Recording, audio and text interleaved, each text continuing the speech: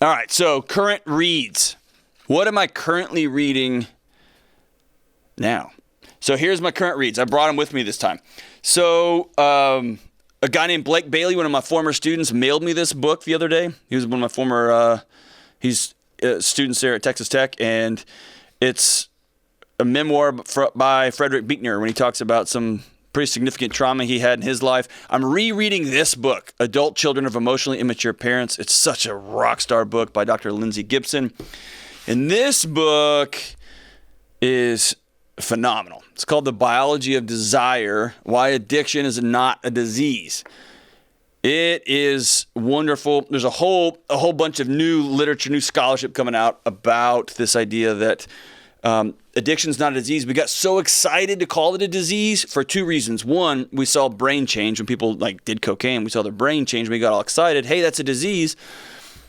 And number two, we are so adamant about putting addiction, drugs, pornography, working too much as a character issue, right? If you do this, it's because you're bad. If you do this, it's because you're lazy or stupid. That once we were able to call it a disease, then people could finally get the help they needed.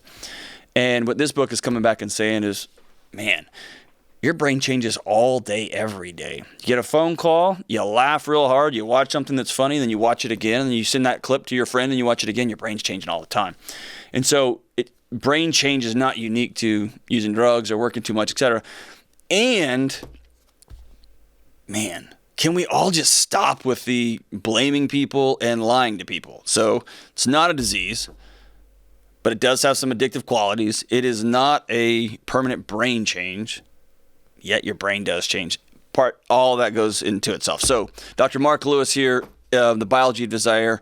It's a really great read. And then this, man, I talked about this, I think in the last AMA, guys. This is Discipline Equals Freedom by Jocko. This is the simplest book I've read in a while, and it's really rich. And so I'm doing a daily thing with it where I read through it again. I've read through it several times, and I'm continuing to read through it. And I haven't come across a day yet where, man, Jocko doesn't say something that really gets into me.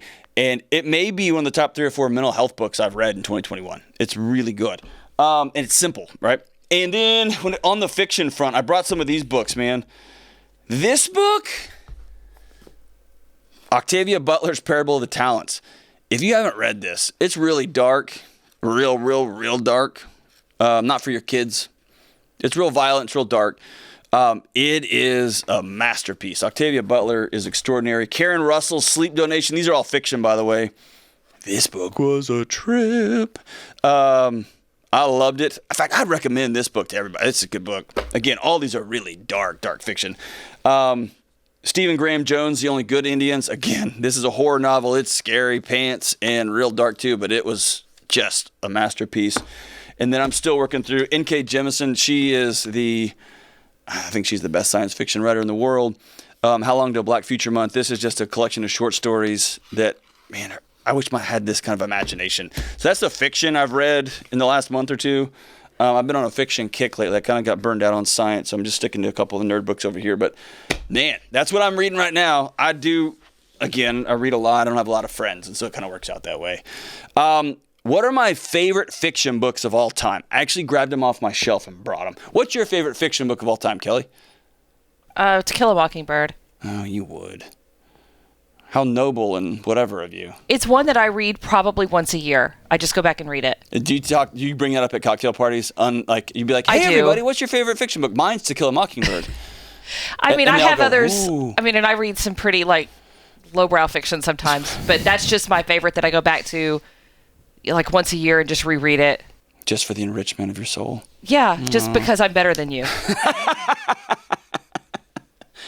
James, what about you?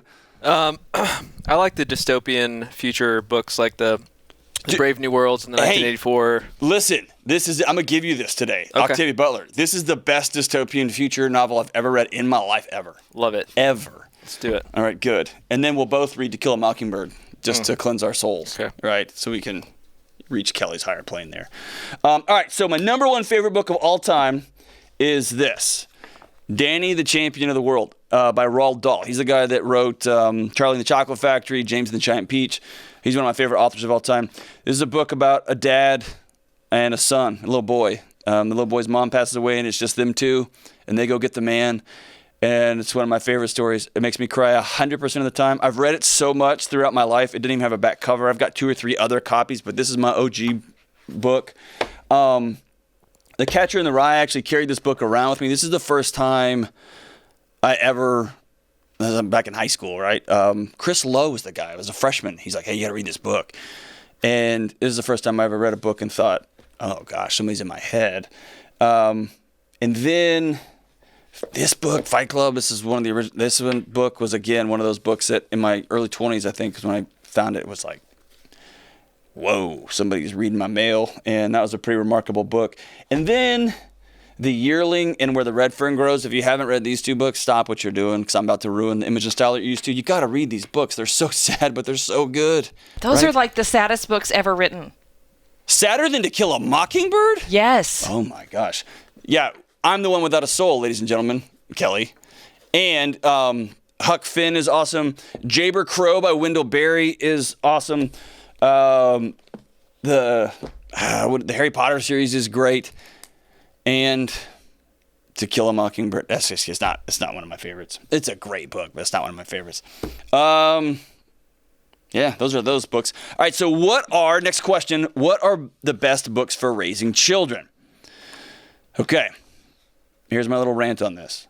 Right now, for maybe the last 25 years, I think Dobson did this, right? He kind of started this in the Jesus circles, and then there's been a couple of other folks in other circles.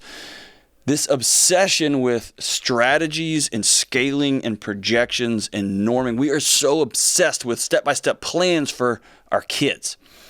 And there are some good plans out there and some good questions, but I'm more interested in the foundation stuff, because what I found is if you take care of the foundation stuff, the individual questions answer themselves a lot.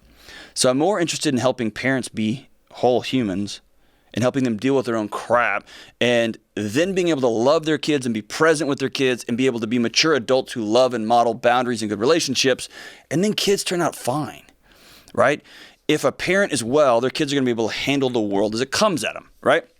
So when parents ask me, like, hey, what's the best parenting book? I always tell them, books for you. And that is, my go-to is I Don't Want to Talk About It by Terry Real for Men. Adult Children of Emotionally Mature Parents. We talked about that earlier, by Lindsay Gibson. That's for everybody. It's a book. It's written by a pastor. I know a bajillion people who listen to this podcast don't have a faith affiliation, but the book is really remarkable with or without a faith connotation. And it's called The Ruthless Elimination of Hurry by John Mark Comer. It's really, really good. Just is a really good introspective look at the way we're living our lives. And then there's the book Finding Meaning by David Kessler. Man, I think I've sold that guy a lot of books. It's just the book on grief. I got up on my shelf up there.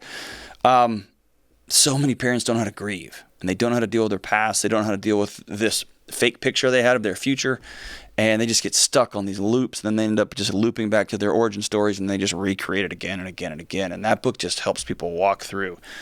Your life is not going to be the fantasies you had, the pictures you had, and you got to deal with them as they come. And man, that book's magic. So if you will love and connect with your kids, find and model joy, give your kids purpose, right? Let them endure struggle, but also show up and give them boundaries and show them that they matter. They're resilient. They're built like Gumby, man. They will come back, right?